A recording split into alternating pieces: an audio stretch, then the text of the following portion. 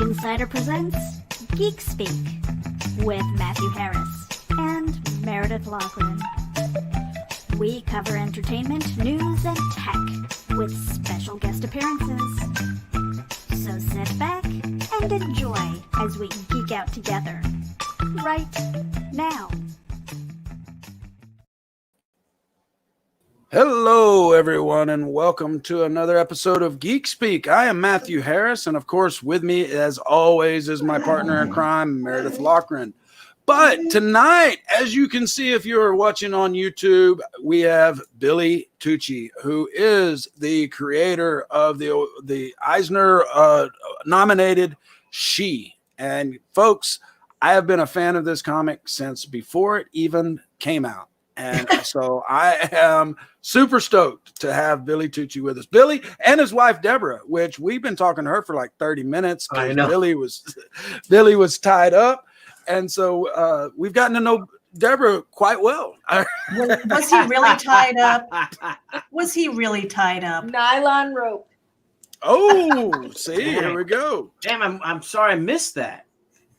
But Billy, you know, you kind of laughed when I said that I have been a fan since before it came out. I ordered 1 and 2, pre-ordered them along with the lithographs. I don't remember where it was, if it was in Wizards of the Coast or what have you, but it was, if you pre-order this, you get these lithographs.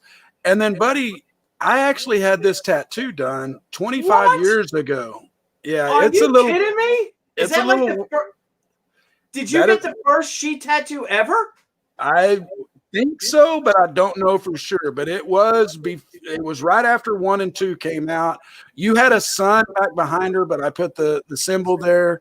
Yeah. That was done by Randy Adams in Arlington, Texas. He's a world-renowned tattoo artist. It's a little worse for wear after 25 years, but that was my third tattoo, I think it was. That was back when they were talking Tia Kiera was going to be going to play Anna.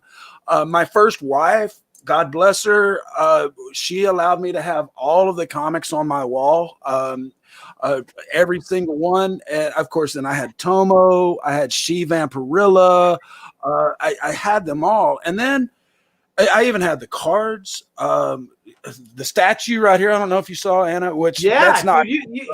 I saw that. You changed our lives by buying all that stuff, right, honey? Oh my gosh. I said, thanks to you, I have a house and we eat regularly. Yeah. But you know what? But what sucked ass, man, is I had all of those, and I had 2 long boxes of Batman stuff going back years. Some asshole broke in the house, stole all my long boxes. And so when I got the Return of the Warrior, that was my first foray back into getting my She collection. I found some of the old cards, but they only had an open box with just random packs, and I was like, shit, I ain't chasing that if y'all only got 1 box. Yeah. Because I had all the chase cards. But anyway, so needless to say, folks, like I said in my article, I have been a fan of this comic since the beginning. And I told Deborah earlier, it was kind of one of those duh moments, because we've been interviewing folks in the comic book industry, and then I happened to see that Return of the Warrior was out, and it just kind of snowballed from there. I've been chasing Billy for a couple of weeks now, but we wanted to time it right because he's got another one out. And so, Billy, now that I've been doing all the talking for 4 straight minutes, why don't you tell everyone about the new campaign? And then, of course, I got some questions for you, buddy. Sure. Yeah. Hello, everybody. You know, I'm Billy Tucci, 26-year veteran of the comics industry. I've been fortunate enough to have had this little creation, this character that I created. Oh, am I muted? No, good? You're good. Okay. She's playing with me. This comic character I created after college, and Deborah, my wife, was always there with me. I actually I was trying to work up a cover today, if I could find that photograph, and I found some photos. I know you're going to kill me, honey. Desk, Billy. What? It's on your desk. I know it's on my desk. I got to find it. Hang on. But I found old photos. Like Debbie would pose for me, you know, I don't know, honey. What time were we talking? 2, 3, 4 in the morning, 11 o'clock at night. I'm like, get up. Hours. He would always wake me up to pose for him.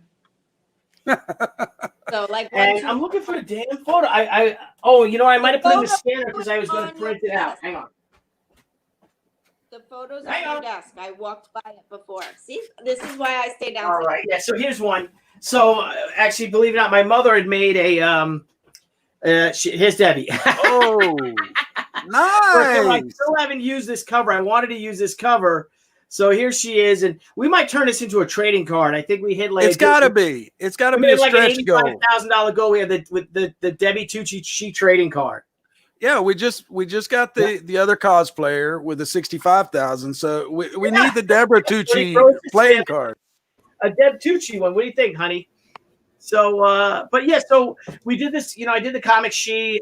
It really took off right off the bat. We had ended up selling about 3 million comics. It's been printed in 5 languages.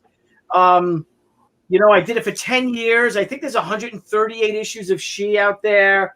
And then you get burnt out. You get burnt out doing the same character over and over again. So I decided, okay, let me do some Marvel and DC stuff because I had become friends with everyone at Marvel, everyone at DC. And I said, okay, let me do some of that. So I had fun working for them. But it's very frustrating working for another company, especially if you don't know the characters. And my friend Darwin Cook had said, Marvel and DC will break your heart.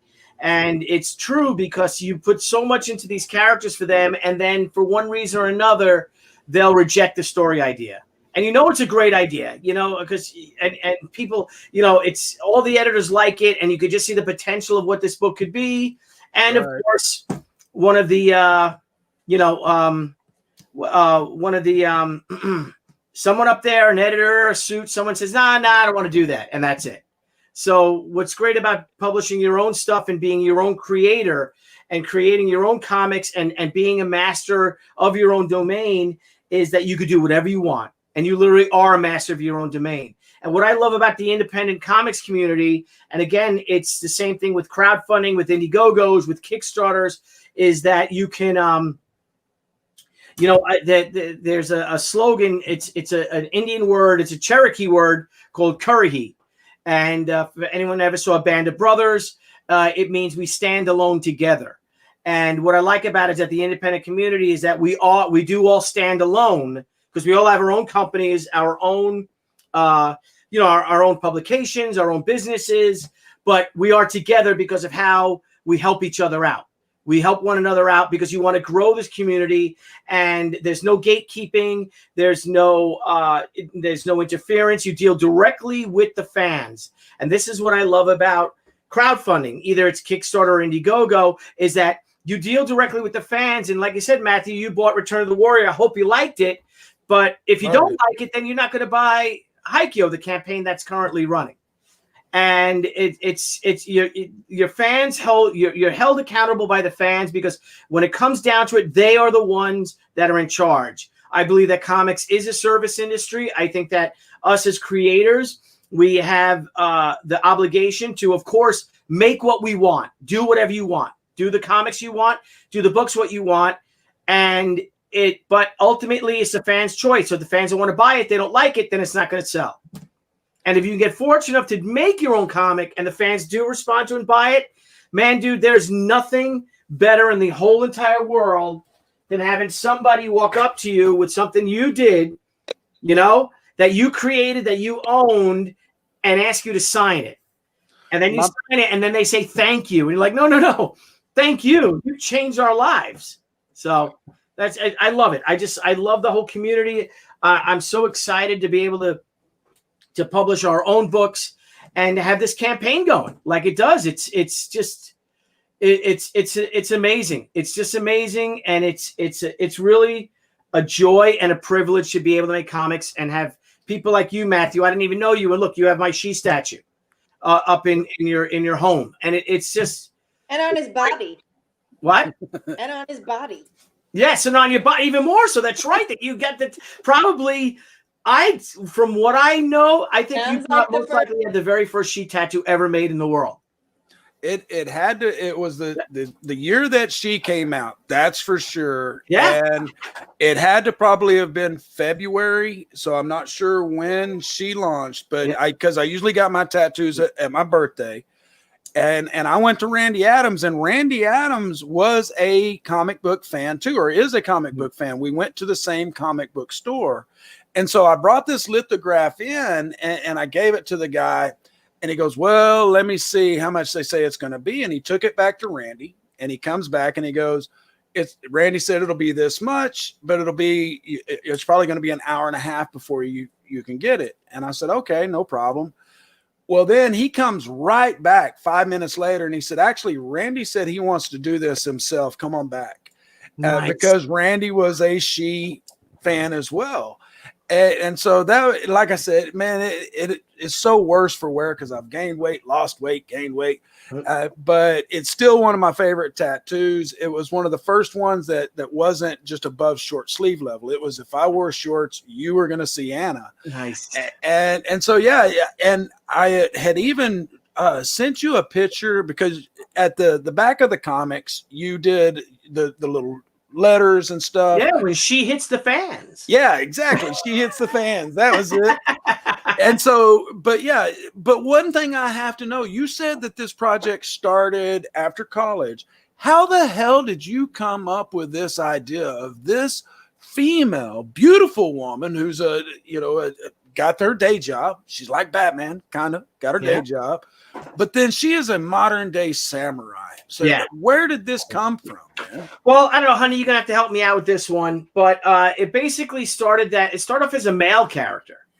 And as I developed it, at first I came up with an idea like, oh, it'll be a ninja character. Then I'm like, oh, it's a ninja cross with a samurai family. And, she means death in Japanese. And the character's original name was Ran, which means rebellion in Japanese.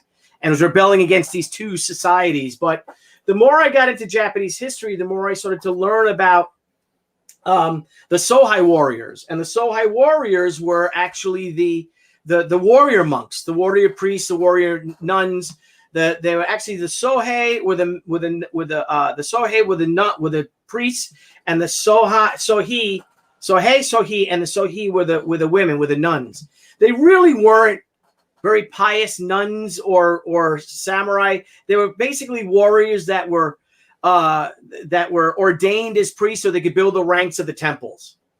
And they were the most fierce warriors of all Japan. And after they were abolished by Oda Nobunaga, if anybody saw Shogun, he was the first unifier of Japan.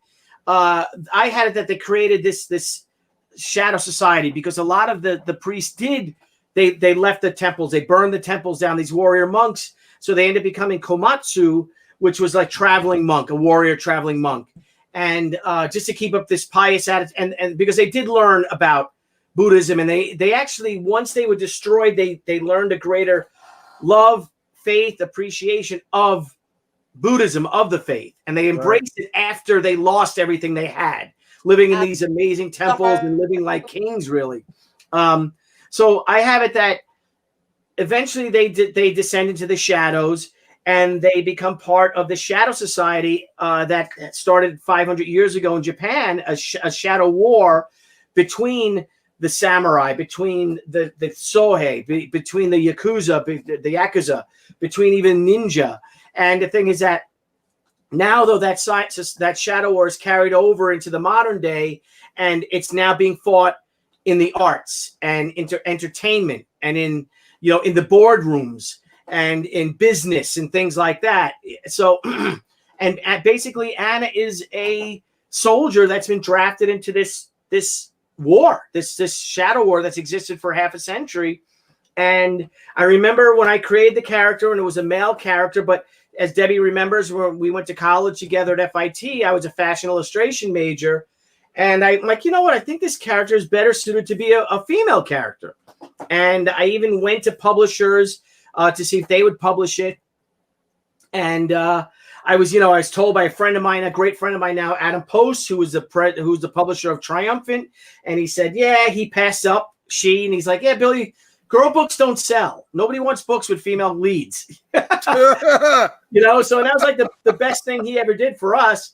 And next thing you know, I don't know, Deb, how do we do it? I'm like, I started to put it together. I knew nothing about maybe you can chime in. I knew nothing about publishing, but nothing was going to stop me from making my own comic. And I'm like, not only that, but I'm going to make a full color comic. I had no idea what I was doing, Matthew, at all. And by God's grace, we end up doing it. Right, honey? I mean, if you want to explain it, maybe you know a little. Well, I mean, anytime Billy has an interest in anything, now we have that expression that you go down the rabbit hole because it's so easy to do now with advent of the internet. Billy was going down the rabbit hole way before the internet. He always had obsessive interests, and the minute there with you, Billy, had that taste of Japanese culture and Japanese art, he couldn't get enough of it, and everything kind of stemmed from that. How we went from transition from man to woman, I'm not 100% sure, but looking back on it, it was very natural for Billy to, as it still is, for Billy to draw women and to create women, because he was raised by a very strong mother. He married a very strong woman. He's always been, his sister, again, who played a very pivotal role in his childhood, also a very strong woman. So this is just really what he knows, right? We always tell artists, create and do what you know. That's what Billy knows, strong women. So when you couple that with his love of art, his love of beauty, his love of Japanese culture, it all kind of just happened very organically. And then once, and again, Billy being obsessive, once he figured out that was what he wanted to do, full steam ahead. It didn't matter. He was going to figure it out on the fly, and he did. And we ran it. We started a partnership with a company that who shall remain nameless, that at one point actually tried to steal the character from him. And we kind of get out of that deal at the 11th hour. And at that point, we just borrowed, begged, and stole whatever we needed to get the book into Diamond.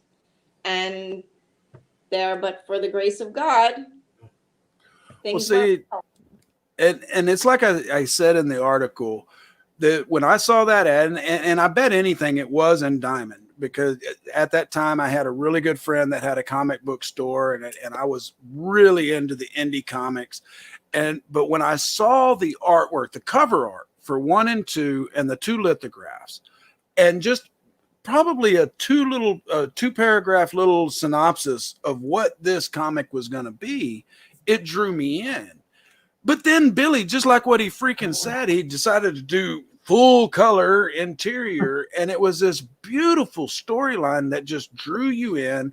And that's really what got me into comics. I didn't get into comics till late in life, and that was because of the artwork and the stories. The whole epitome of what she was, but the interior artwork and the storyline is what kept me. The cover art drew me in, but the storyline was just phenomenal. And Billy, I suffer from OCD, not the kind of, I don't have to flip the light switch 9 times, but if I start playing a video game, my kids used to get madder than hell because I always had to be the best, and I'd beat them. If I go into my show Geeky, Cheeky, and Downright Freaky, Meredith knows this. I fall down rabbit holes all the time with the Mandela effect and the Georgia Guidestones and all this stuff. I get really obsessive on that stuff. But with she, it was just such an enthralling story, and that's why I liked comics. It was kind of like our modern day fables and our gods, and Anna being this mild mannered, and I forget, she's a museum worker, right? It's been a while. She worked at an art gallery. That's it. Yeah. And now she's the cultural curator of the Brooklyn Botanic Garden. So she's moved up in life because for those that don't know, that the comic has progressed in the past 20. This story, the Haikyō and the Return of the Warrior story, actually takes place 20 years after The Way of the Warrior. So now Anna is a single mother raising her teenage daughter. Her husband's in jail. Her husband was the police officer in the comic who became a vigilante, but learned the hard way that crime does not pay. And so she, her warrior days are far behind her, and then it all comes back. Now, and Billy, it comes back in a big way. I gotta ask, man, because you said earlier you took that break, you went to work with DC and Marvel, and then you go back, you come back, and you do a crowdfunding campaign, and it freaking blows up. Yeah. Everyone was excited. Word of mouth is going nuts that Anna is back, and we get. I mean, I'll show you here, folks. If y'all didn't get in on this, this is the level that I bought, and of course I got all this swag, which if you look in the upper right hand corner, that's the first two covers. That was absolutely beautiful. But we got all kinds of stretch goals here. But so Billy, how was it after all these years coming back and going, okay, I want to get back to Anna, it's been a while, and then just seeing the reception, man, how was that? Yeah, it was amazing because I was really terrified, to be honest, that anybody would even remember who she was. I mean, I hadn't done it in 15 years, and now we're taking the character. She's not going to be the 3-year-old waif, the beautiful ballet dancer type. She's now a 45-year-old mother. There's a fun scene where she's putting on the comic and she actually rips the costume because she hasn't worn it in so long. And, she's gained weight in all the wrong places and things like that. And just to make to have a comic book grow up. And that's what I loved about it. Like, my wife's never looked more beautiful. We've been together for so long, 30 years, but she's never looked more beautiful to me than she does now. And I wanted to have a comic character like that of a comic character grows up of a mature woman. Why not have that? They all don't have to be 22, 25. Right. Why not have someone that has the weight of the world on their shoulders now? And, her main priority, again, she was a soldier in the war. She wasn't Superman or something. And, she's finally at peace, found some sort of peace. And then, of course, a series of events happen, and that's no longer happening. That's gone now. And of course, she ends up actually, her daughter ends up being kidnapped by this copycat she killer, and someone who's obsessed with her and the she story. And now she's got a real purpose for action, as opposed to being told what to do or ordered what to do. Now she's out there to save her cub, and it's cool. I mean, it's fun, man. It's a fun story. I love it. And I'm absolutely loving it. I can't wait for this next one. And my God, man, I mean, I don't know where how they set records on the crowdfunding stuff, but dude, and I do know that nobody is going to beat Spawn because that dude McFarlane just freaking went nuts when he came on. But it is you've already hit 65,000. You had a really low goal. You've got some fantastic stretch goals. I'm excited as hell, man, because I'm getting more you're excited about her again. You're bringing Anna back. You've got these ideas. One thing I got to know, man, because, and then I've got to give Meredith a chance to answer a question. She hasn't muted me yet, so I'm okay. But we had the freaking tease 2 decades and a half ago with Tia Kiera as possibility, which she was perfect in my eyes. Are there any inklings of a possible movie deal? I don't know, Deb, you want to answer that? All right. So the Tia Carrera movie deal was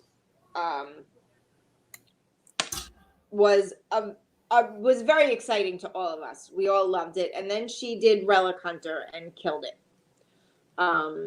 So that deal expired once she did Relic Hunter. There was no way for her to come back and do the movie.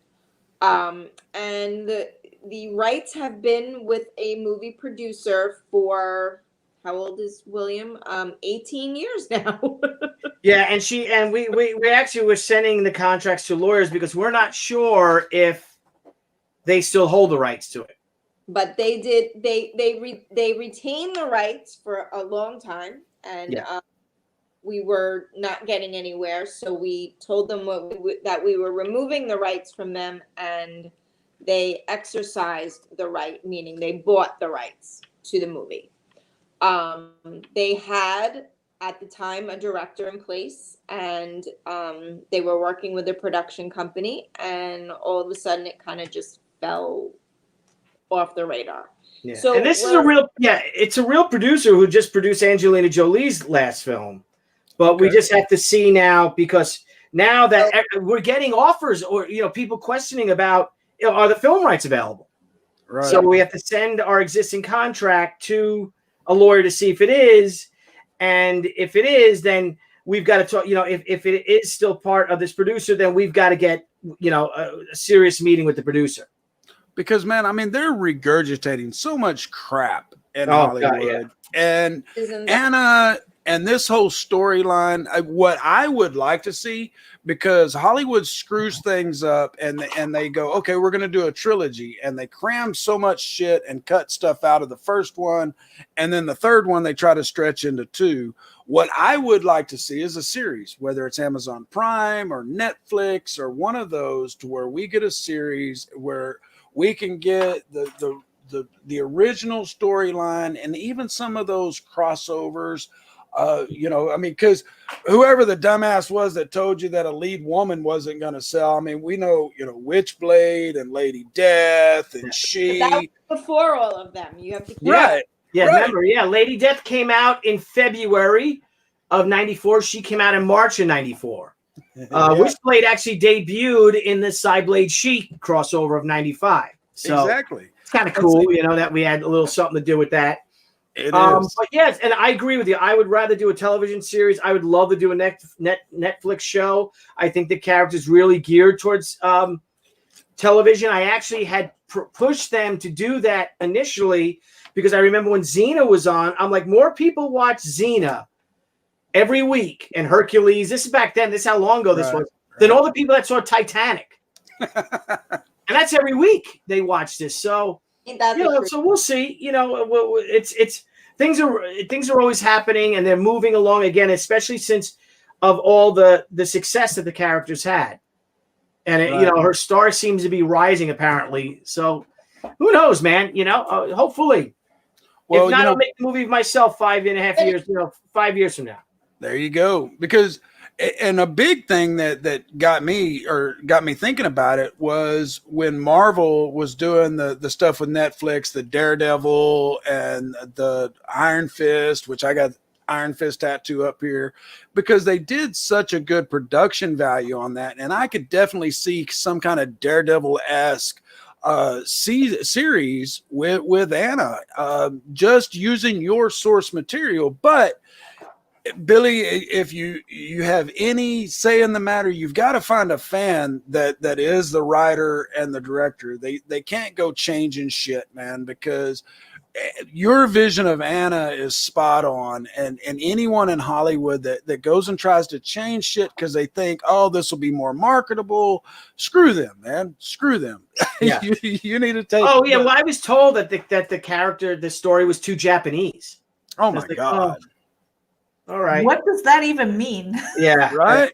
Exactly. And this was a woman who told me, a woman producer. So it's like, all right.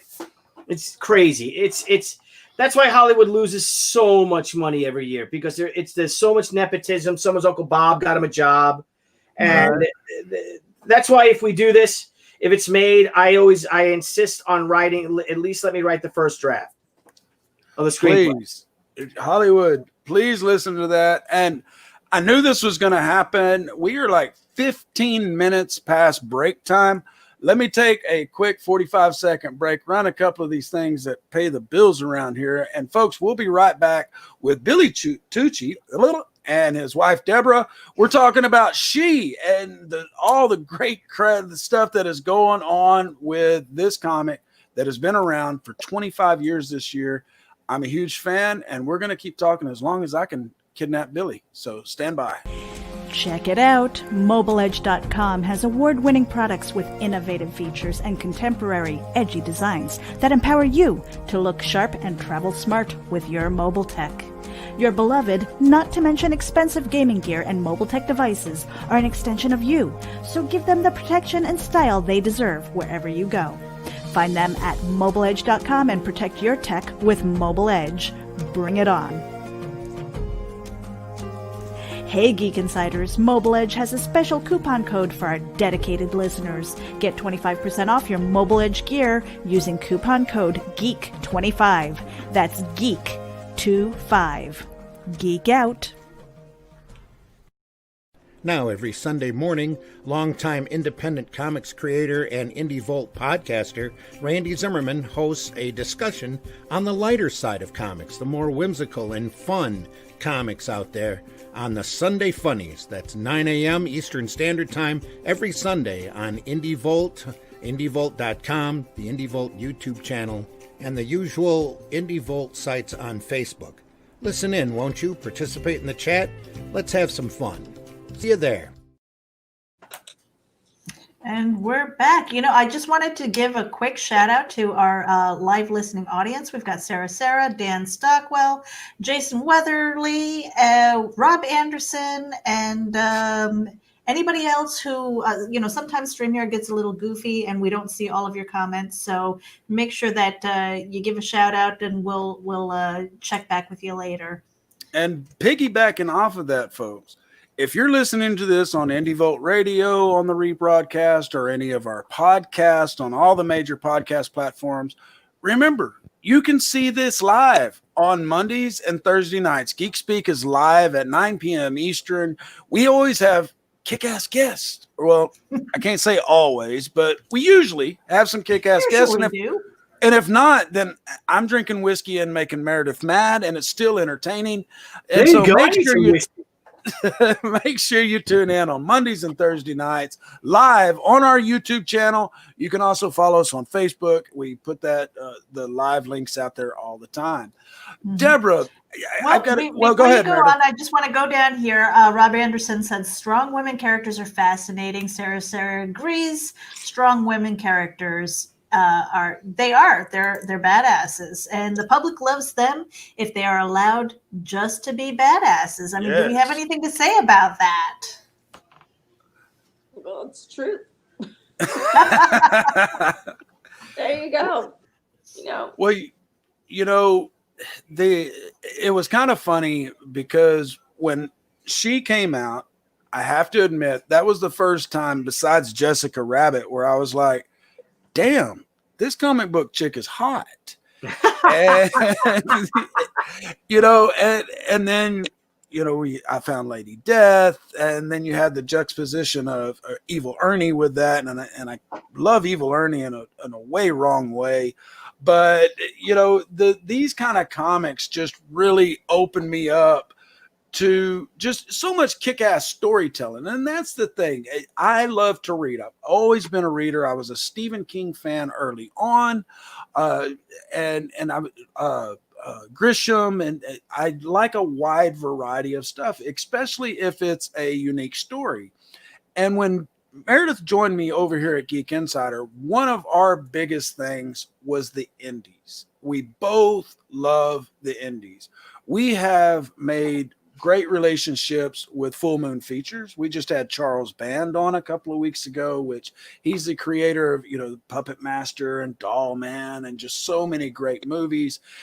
And we have just really forged these relationships with so many comic book creators and actors and writers. The list goes on. And that's what we love about Geek Insider, is that the owner has pretty much afforded Meredith and I to do with as we want. And I started doing these interviews just because simply I hated transcribing recording interviews for the website for articles. And I told Meredith, I was like, please, let's do something where I ain't got to try, because listening to someone talk and me trying to type, it's out the window. That's a whole nother story. But the She comic, and I've mentioned this earlier, that a lot of comics are like our modern fables, our gods. I mean, we've got Superman, which you could, equate with Thor and what have you, or Zeus. But Anna is this, and I think this is one reoccurring theme that I always go towards. I love Batman because he doesn't have superpowers. And you know, I love though Grifter, which a lot of people don't know who Grifter is, but from Wildcats, he didn't have really superpowers. He's just a badass. Yeah. And Anna is just raised to be a badass and kind of forced into that life. Now, earlier, let me see if I can find it. Somebody asked, Dan asked, where can I purchase the past comics? So, Billy, besides going and hunting in their local comic book shops or scouring eBay and Amazon, do you BillyTucci.com, or is there anywhere that folks can get a hold of these original She comics? Well, I have a whole storage filled with them, and our goal is to get that organized in 2021, and then have a really strong, eBay store or just our website to have the She library of books. A lot of them, She #1s, a lot of the more collectible ones are gone. They just sold out. But we have copies of some of the original print runs still. And I mean, that's really Debbie's thing. And that's our goal, that if this campaign does well enough, we'll be able to build a whole fulfillment center, a small office that is really for fulfillment, and have a nice library, have everything cataloged, all the books in long boxes and short boxes, describe, so we know exactly what it is. And then we're planning on hiring someone full time to actually be that fulfillment person, to actually put the books out online, to fulfill them, to ship them out. Make sure I sign them, bag them, board them, pack them up. And that's our goal, is to become not only just a boutique publisher and do 4 crowdfunded campaigns a year, but also have a full-time website. And we have someone designing a website for us right now, a new BillyTucci.com website with a store that has very easy to use, and a one-stop shopping, very similar to like what Brian Polito does with Coffin Comics, what Ethan Van Sciver does with All Caps Comics, and then to have something like that. That's our goal. But for now, I guess they'd have to go on eBay and get them. Can I add something to that? Yes, ma'am. Forgetting my darling. After the current, so right now we're about a quarter of the way, or a little more than maybe a third of the way through the Haikyuu campaign. The next campaign on our schedule, which will be launched on Indiegogo and on Kickstarter, I'm not sure the order or if it'll be simultaneous, will be the She Way of the Warrior Omnibus. What? Yeah. Oh, folks, y'all just heard it. Yeah. Okay. See, because I was fixing to say, Billy, if you put up a short box or a long box of whatever She stuff you got, I'm in, because I need to replace what some asshole stole. Yeah. I don't have to have everything. I don't have to have the cards and everything, but I want the story. I want my comics. I want to be able to read that story because I've loved it from the beginning. And you all having a store and anything that y'all are able to do, the omnibus, make sure I get the press release on that, because we will push it out on Geek Insider and make sure anyone that pledges on any of our campaigns gets every press release. Yep. And I ignore a lot of press releases. I read my She press releases. Thank you, Matt. Yeah, and that's going to be 464 pages, a hardcover.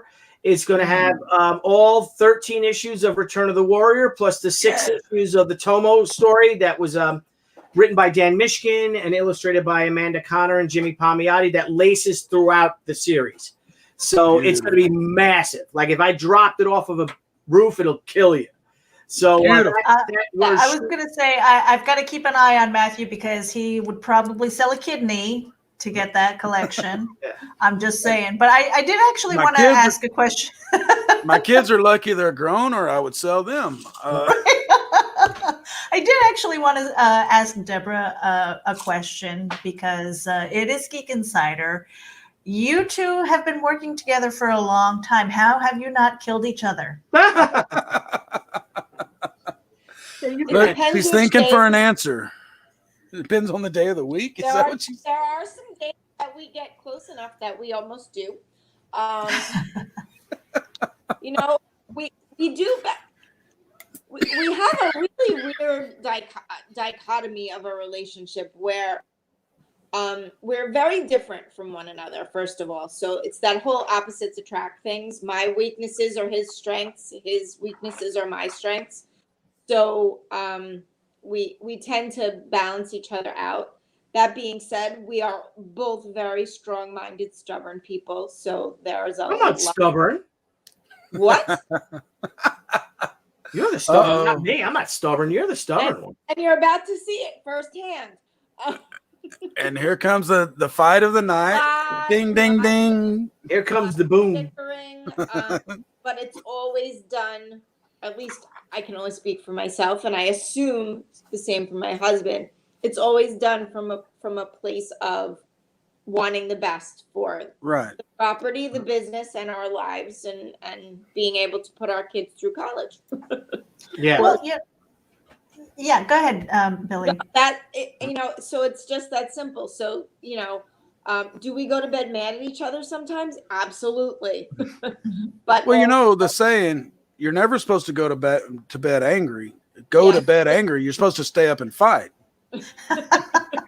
there would be a lot of sleepless nights if that happened. So when did the property become, let's just say maybe it started off as a hobby. When did that become a property that you actually wanted to pursue? Good question.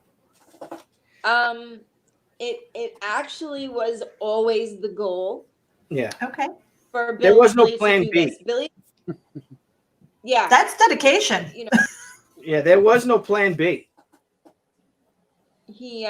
Billy graduated college and went into the Army, which is kind of backwards. Most people do it in the other way. Right. And the other way. After that, he was designing baby clothes for Macy's.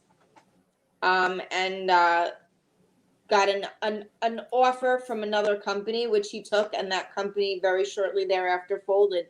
So he was without a job, with 6 months worth of unemployment. And during that time, he's like, well, I have this idea. I really want to do this. I'm going for it. And Wow. And unemployment dried up, and my paycheck took over. And And if you anybody who's tuning in, if you head over to the Instagram account, it's Billy_Tucci, and you're going to see some of those old photos. Oh no! Oh yeah, you will. Yeah. Yeah, I don't use Instagram as much as I should, because it's all on your phone, right? Oh, there's Matthew. Hey, Matthew. I'm Matthew. One of my most embarrassing moments as a geek, as a self-proclaimed geek, back when she first came out and you were doing the She Hits the Fan, I wrote into you and I sent you a picture of my tattoo. And I don't know what happened, if I was just drunk when I wrote it, or if spell check somehow got me on a typewriter or whatever, or email, Did whatever. you get a cease and desist? No. No. I called him Billy Tucci. Tucci, that's what it was. Oh. And he comes back and he goes, dude, my name's not Tushy. It's Tucci. Did I say that? Oh, And I guarantee you, even getting this email or whatever it was, I turned beet red because I'm loving this guy's work. And I knew it was Tucci. I don't know how the fuck I spelled it, just Tushy. that's funny. But and I think it was probably Tushi. I combined the she, but it was totally Tushy. But he's like, dude, my name's Tucci, not Tushy. well, I will tell you to this day that our last name gets a lot of misspellings and mispronunciations. Liar. Now, Billy, you've got the Christmas comic that is beautiful, and I definitely want that for my granddaughter. And you mentioned that you got into She, or the idea for She, after college. But how did you get into comics and the artwork? And was your family early on supportive of this, or were they like, okay, what are you going to do for a living? Yeah, not really. I don't know, Deb, you want to explain? Do you remember? You were there. How did I get into this? I remember when I graduated from college, and we went up. Yeah. Yeah, I was just gonna say when Billy graduated, even though Billy's older than me, I graduated college a year before him. So when he graduated college, we met in college, first of all. So when he graduated, I took him on a little mini trip for his graduation present. And it was on that trip that all of this really got its beginnings, that he started showing me certain comic books. I don't know. I don't remember whose it was. And he mentioned that. Sorry. Go ahead. In or out. Make up your mind. He mentioned that a good friend of ours had a dad who was working at Marvel Comics at the time, and had said, what Billy did after looking at Billy's artwork, that he would be a natural in the comic industry, and forced Billy to think about it at that point.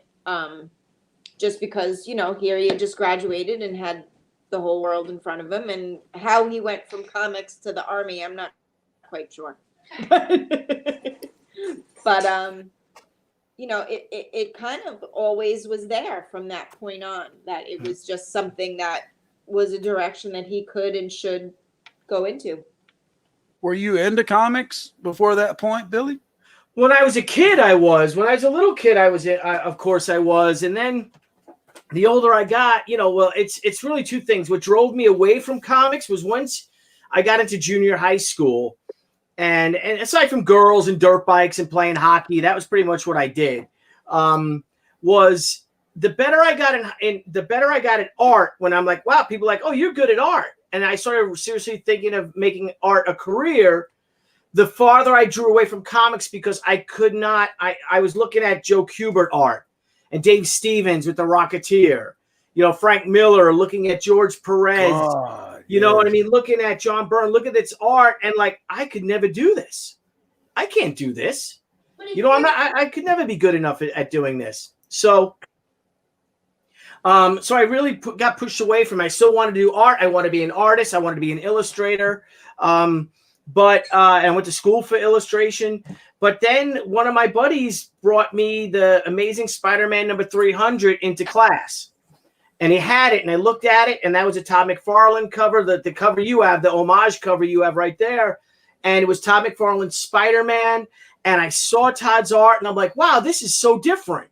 He's taking liberties with anatomy, with perspective, with facials. It's not that perfect John Romita face. Right. And I'm like, if this guy can do this, I can do this. It doesn't have to be, and he made me believe that I can do art like that too. And then I saw, Rob Liefeld's work, and then, Jim Lee. I thought Jim Lee was still just so great. Mark Silvestri. Right.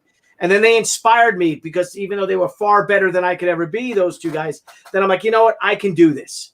And then I went to comic, and I built a portfolio. I went to comic conventions. I got rejected by everyone except for Brian Polito, who offered me a pinup in a book, which ended up being the Lady That Swimsuit issue. Oh, yeah. I forgot about that. That's San Diego, 1993. And I came home, and I told Debbie I met this guy, and he's making his own comics. I'm like, you know what? I'm going to make my own comic. I can do this, because I got rejected by Marvel and DC, and not nicely, actually. So I was like, the hell with this. I can do it myself. I'm going to do it myself. And then that's what got in my head. And that was it then. Then I was off to the races. And that was San Diego. That was August of 1993. And She Way to Warrior got hit comic shops in March of 1994. And then it's San Diego the next year. And I could show you the video if you want me to share it, if I may, Deb. Heck yeah. In San Diego, look at her face. Us and Coffin Comics, Chaos Comics with Brian Polito, and we were the hits of the show. Look, and if you don't mind me finding it, let me find it, Deb. I love this video. And you'll see Debbie. Let's see, YouTube. Let me see if I can find it, and I'll share it. I spell it right. Okay, hang on. All right, here you go. So let me cue it up. All right, I pause it. Let me share my screen if I may. You bet. And this is 1994. at the San Diego Comic-Con, and this is when we got on the local news network, but we ended up being covered by E-Television as well, if you want to share that, Meredith. All right, so here we go. I'll play it. Oh, shit. I gotta stop, and I got to share my audio. Hang on, I'm sorry. Give me a second. No problem. I got to share it again. I don't know why they do that. They always ask you to share audio, like you got to click it when automatically you should. Right. I always screw that Everyone up. does. Everybody does. All right, here you go. There we go. So I'll make it bigger. All right, here we go. From KNSD, Denise Yamada, Roland Smith, and Joe Lazaro Weather, KNSD First News at 4. Hello, everyone. I'm Margaret Radford in for Denise Yamada. Move over Superman, it no longer takes a male superhero to knock down the enemy. We visited the San Diego Comic Convention today and found that more and more comic heroes have brawn, brains, and breath. The comic convention always draws a crowd. People can't wait to get their hands on Superman, Spider-Man, and she. She? Her name means death in Japanese, and she's hot. But she's not a bimbo. She has intelligence. She has depth. She does not have the balloon boobs and the overly curvaceous body. She's realistic. Some people might dispute that, but the fact is, readers love her. And a growing number of fit and mighty don't mess with That's these your tattoo powerhouses. image. Oh yeah, I like tougher women, you know. I'm not explaining, like more independent type women. The independence of them, because they don't need a man to bring them through everything. She certainly doesn't need a man to help her solve problems. In one obvious way, she stands out from the others. Yeah, very well endowed. Very much so. We hear everything from does Lady Death's back hurt, and all sorts of other rude things. But once they read the story, they realize that she's very cool and she's more than a breast or two breasts. The stories are very well written. They give them a brain, things that weren't there 20 years ago. But they still the sex is there because sex sells. But their creators, nearly all men, deny practicing a sex sells strategy. She does show skin, but I think tastefully. I mean, I'm going to keep the comic book tasteful. Personally, and that there's nothing more beautiful in the whole world than the female form. Wonder Woman has kept her form for some 50-some years, but some things never change. Teen boys are the primary readers of comic books, and many don't really like girls. I think that there is a little bit more acceptance for female heroes than there was, but still it's not an equivalent balance. I think it's reflective of our readership and sometimes of our creative pool, still being primarily male. Then again, Superman never had a swimsuit issue, and Lady Death does. The San Diego Comic Convention runs through Sunday at the San Diego Convention Center. Yeah, and that's it. That's beautiful, man. Right? Oh my goodness. I love telling this story about Brian because we had a convention in Cleburne, Texas. Buddy of mine that had the comic book store, he got the convention center, and he actually flew in several people. Doggone it, I'm going to forget his name now. He's a Spider-Man artist, but anyway. Brian Polito was one of them, and Brian, she was his fiance at the time. They came in, and he was so thrilled that we had a Mexican restaurant in town called Polito's.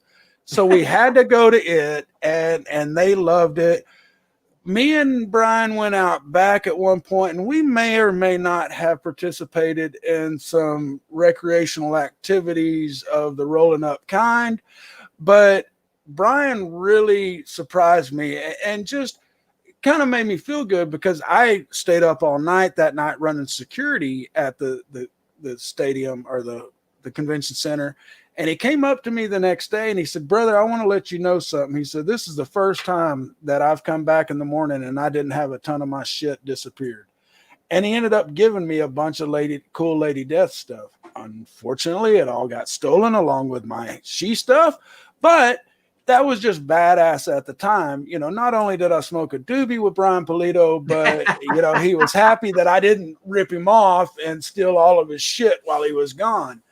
But that was just, you know, that's a small aspect of the way the indie folks are, because you know, we all know when the indie folks go to the conventions, 9 times out of 10, they are freaking ecstatic if they break even, if they sell enough just to cover their hotel, their food, and get the word out a little bit. So hopefully the next edition sells a little bit better.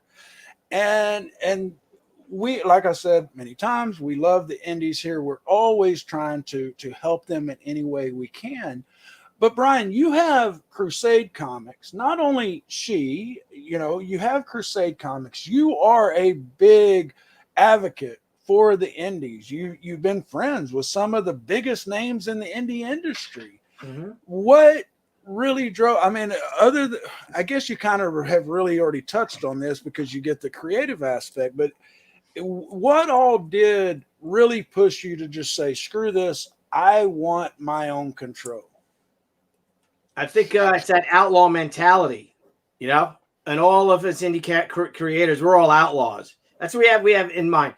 We're all outlaws. We're all little kids, and we all married smart women that knew nothing about comics before they got into it, and run our companies for us, because we'd all be poor without them, every one of us.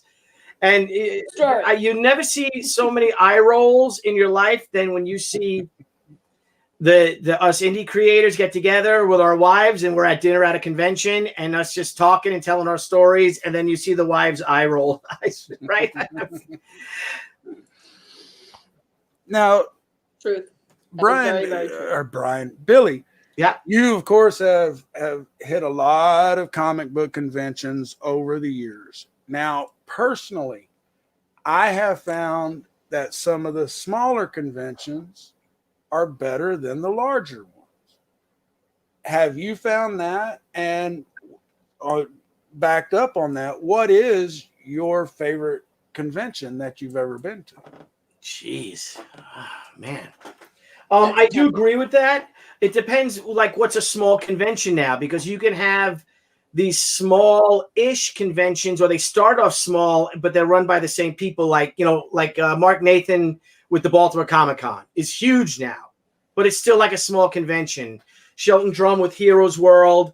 You have Mitch Halleck with the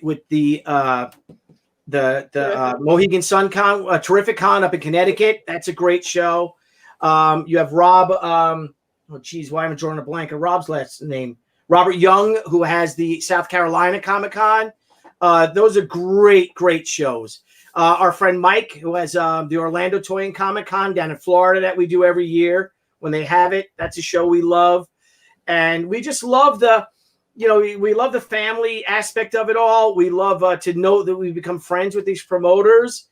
And it's tough to say. I don't know, Deb, what do you think? What's the most fun? Before I answer that, I just want to bring something to your attention that I've just realized, that to listen to you answer that question, what you like about those shows is exactly what we were talking about before with indie comics. The shows that the developer, the person who started the show, grew it and kept it true to its cause, are the shows that we like. It's the same thing in independent comics, right? Yeah. It's the people who create their own characters and draw them and write them and publish them are really what's growing right now. And it's the same thing for comic conventions. So many great conventions have been sold, and the minute they're sold, they lose everything that was wonderful about them. MegaCon is a perfect example of that. Yeah. We grew with MegaCon for so many years. We were a staple there every year. The minute, was it Reed? Is it Reed that bought them? No, it wasn't Reed. It was the Canadian company. Well, the minute they were purchased, we have not been back since. And so we haven't been invited back or anything. So, yep. And after, probably 15 years, I went to my first Comic Con last year.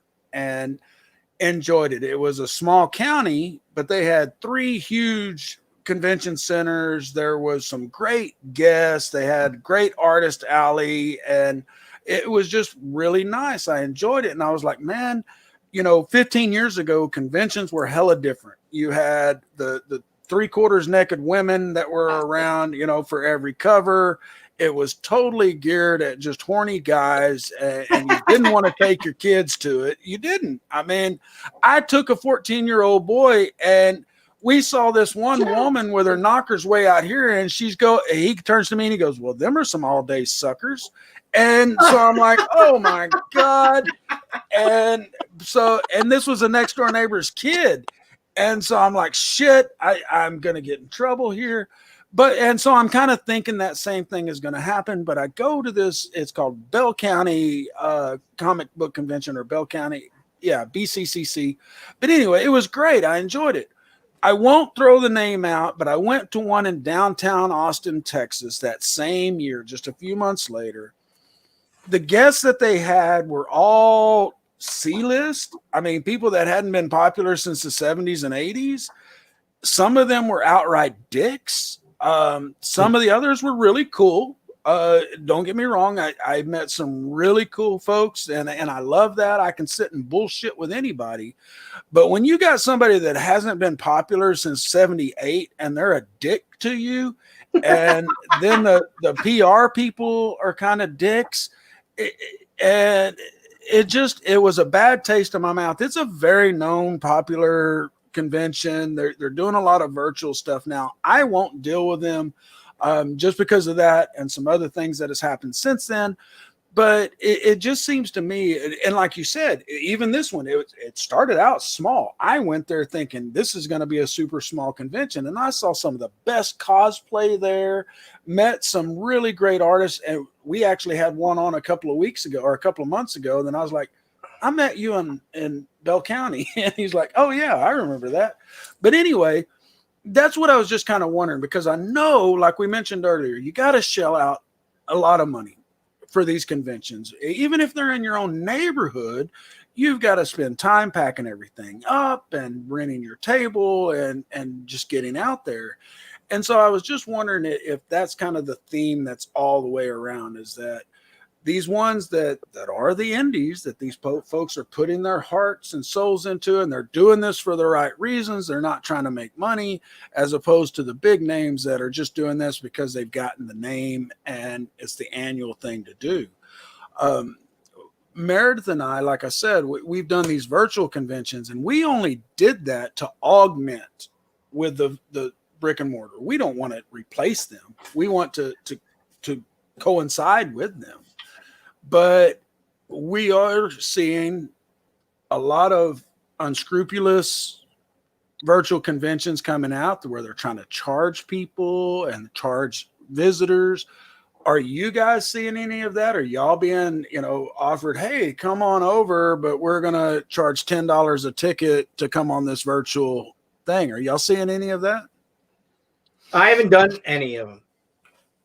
Yeah, we haven't. I don't think we've been invited to do any of them, have we? Yeah, we haven't. We were supposed to do one, and I don't think it ever transpired. I don't think it ever happened.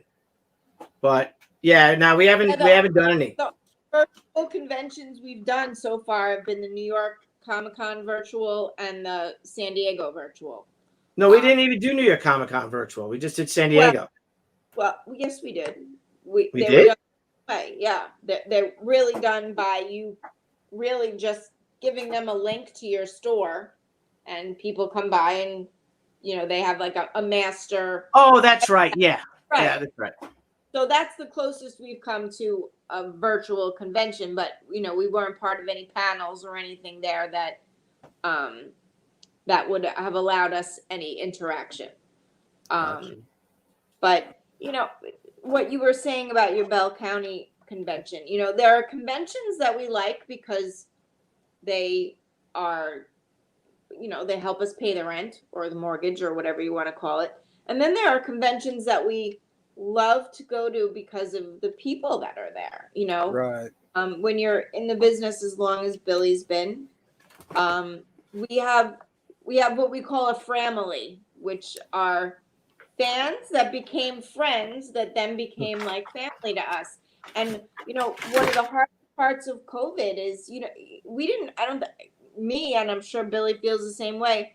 You don't realize how much you depend on conventions to see these people in your life. There's a group of people we only see in San Diego, or that we only see in Arizona, or that we only see in Florida. And now that because of COVID and the advent of COVID and the lack of conventions, how many people we really genuinely miss. Thankfully we can talk to them on Facebook or Twitter or Instagram or whatever, but it's not the same, Yeah. Even if somebody that hangs out at the booth that we talk to for a couple hours over a weekend, we did it every year, and it's been really hard emotionally, I think, and socially for us to miss these people. Now, one thing I don't know if that kind of your question, but and then and it kind of goes that way with conventions too. There are conventions we go to just because we have to be there and we have to have a presence there. And there are conventions that we go to because we know we're going to see these people and they're more fun for us. Yeah, we need to make money at those too. It's the whole purpose of it for us. Is to, whether it's immediate dollars, or like you said, getting the word out so that you can meet more people and expand your readership. But a large part of it is also that we get to have a good time at these. There are people we enjoy seeing, or maybe it's in a city we don't get to visit much on our own, that we get to see a little part of. I always love when we get invited to a European convention for that reason, because we don't have European travel. But if we get invited to one, you know what? We make sure we tack on 2 or 3 days and get to see a small part of that city or that country. So, there's a lot of different facets to conventions and what our favorites are and for what reason.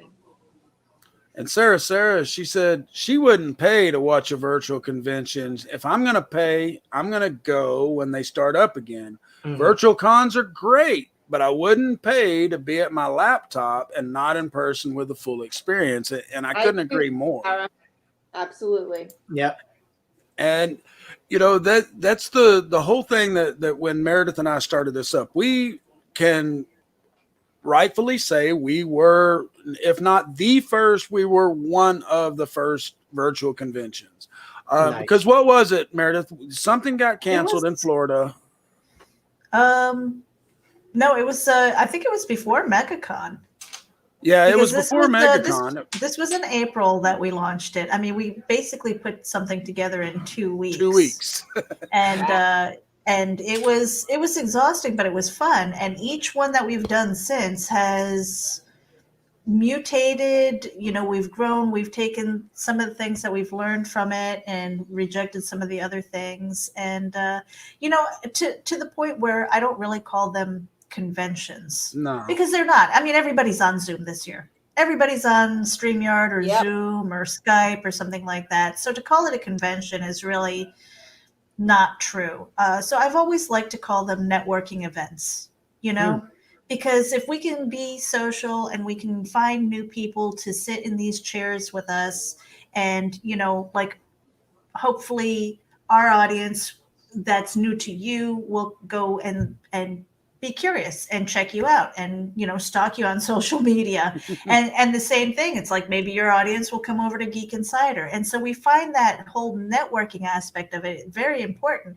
And the idea of charging somebody for that is just ridiculous. I mean, unless I'm getting something for it, I don't know. I mean, do you have a convention, an online convention t-shirt? I might buy a t-shirt if it's really cool, but we've tried different things with trying to do a seller's aspect, where if every creator had their own profile page with a link to their store, use QR codes and all of these things, because a lot of people, Deborah, you probably know this, they are not marketing savvy at all. A lot of independent creators would rather be creating than marketing themselves. So any kind of tool, so in a way it was almost like a learning experience for them. Yeah.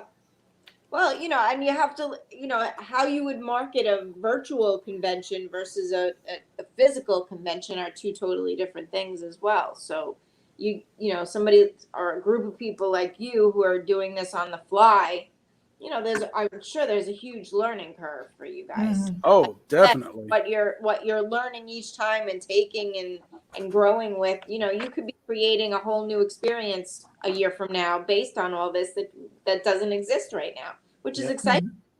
And you guys should be proud of yourselves for doing that. And speaking, Anvu is here, and she actually helped to organize 101 Tales. So a big shout out to them and over at We had a Comics blast Plex. with them. It was a lot of fun. Many late nights, but again, it was just that whole networking aspect where I have, because of events like that, even events like this, just sitting here and saying, oh, you're new to me. I want to find out more, and hopefully that generates into sales, because a lot of people, I try to tell people this all the time, people connect with people, they don't necessarily connect with things. Matthew's a little different, he's loved She forever. I think if She was like turned into a person, that'd be it. We wouldn't see him again. Well, I had a thing for Tia Kiera for a long time because I was like, oh, yeah, I could see her in that outfit. Come on. But now we are past an hour, and we do appreciate your time. We probably need to get you going here. But Matthew, I always usually screw up this last question.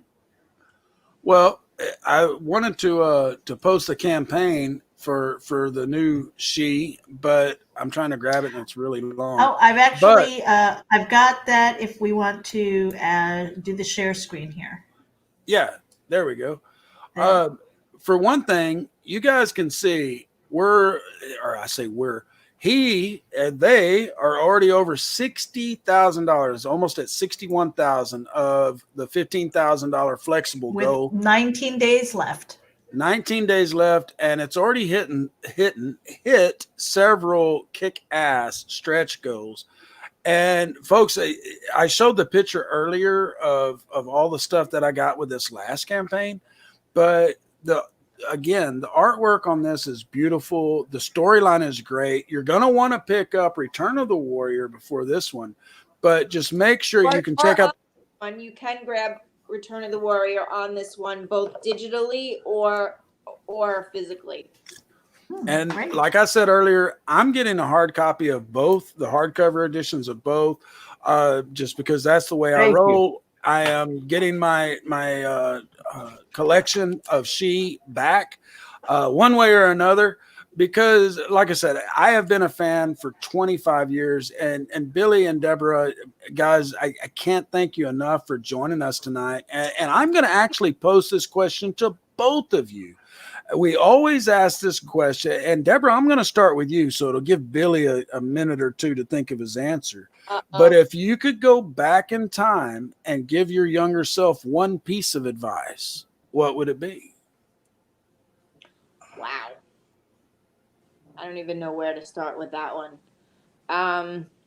Marry Billy earlier. No. Oh, well, that would be his advice, because he definitely dragged his feet on that one. I don't know. I think maybe just have a little more faith. I'm a nervous Nelly, and there was a lot of angst throughout our lives, and I think I just needed to have a little more faith in the process and a little less. Weren't we talking about whether or not we were control freaks before, Meredith? I think I needed to let go and let it happen. Mm-hmm. That probably would be it. I think I need to probably think about that a little bit more, but that's my first instinct, just to let go and let it happen and enjoy the ride a little more and worry less. I'm a worrier. Enjoy it while it was happening and worry less. And that's a great one. We get a lot of folks that want to come back to the question later. And of course, we have folks back. We hope to have you all back later. And so you'll just have to remember that question, Deborah. And I will. But Billy, you're up. You've had a couple of minutes to think about it. What would you tell your younger self?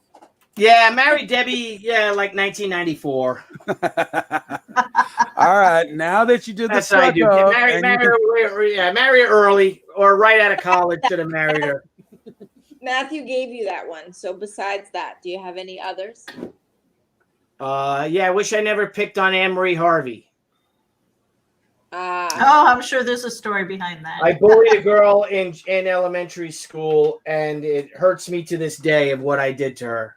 Oh, brother, I completely understand that. Last year at Christmas time, I actually messaged somebody that I was an asshole to back in middle school. And I tell you what, though, Billy, the brother sat there and thanked me and said it was something that bothered him for years. Wow. That he didn't stand up to me. And we're friends now. And because I told him, I was like, I don't know why I did that. I was just a dick. I didn't have anything against you, but I was just a dick. But folks, thank you all so much for joining us. Like I said, I've been a fan for a long time, and I'm just thrilled to have y'all. Folks, make sure you visit the Indiegogo campaign. Not only are you going to get a great book with a great story, you're going to get some kick-ass stretch goals to go along with that. It's well worth the money. Make sure you follow it. Including the Deborah Tucci she card. There we go. Y'all heard it here first. Cosplay covers are getting really big and popular. Yeah, and we've got They are. They really are. We've got a beautiful one with Joni Brosis. She's graced our very first ever, believe it or not, cosplay cover. After it's beautiful. After 26 years of she, and she looks amazing in it. She makes a beautiful she. And that's our Cyber Monday sale too. Our Cyber Monday special is the print of her. We did a special print as well. So now, Billy, tell everybody, where can they follow you for social media updates, all that good stuff on Anna and everything else that you do? Yeah, I guess you could just Google Billy Tucci. I think I'm just Billy Tucci on Twitter, on Instagram. I got to use my Instagram more because I know it's done with the phone, and I'm always at my computer. But I'm on Facebook, Billy Tucci. We have Crusade Comics on Facebook. We have the Tucci Troopers page on Facebook. Those are groups. But then again, if you just Google me, or you go on Twitter and you just find Billy Tucci or Crusade Comics, and both those campaigns are mine. Both of my handles, and I post every day. And you'll also, if you can pledge for the Indiegogo, for those of you that don't like Indiegogo, you pledge on Kickstarter only. We have plans to be launching on Kickstarter as well, like we did last time too. Now, when's the new one going to ship? Because I haven't looked at that. Well, the new book is slated to ship for April 2021. Our goal is to beat that by a month at the least. Fantastic. Because the book's all done, just about. Yep. And so he just put the gauntlet down to Deborah to make sure that she gets all that done a month early. And sounds Merry like Christmas. The whip. But the better we do on the campaign, the earlier it can ship, believe it or not, because then we can hire those people full time to work for us. Fantastic. Well, you guys don't go anywhere. We're going to wrap this up, and we want to say bye to you off the air. But again, thank you all so much. Folks, thank you all for tuning in. Again, if you are listening on the podcast, the rebroadcast on Indie Volt Radio, make sure you follow us and subscribe on YouTube, because that's when you can watch this stuff live with video and all the images and seeing the pretty faces like Deborah and the not so pretty Billy, but we'll forgive him because he draws a beautiful Anna. But thanks, everyone. The camera's here. I'm looking over here at the monitor. That's why. Meredith, you got the board? I got it. Thank you, everybody, for tuning in, and we will see you the next time. See you Thursday.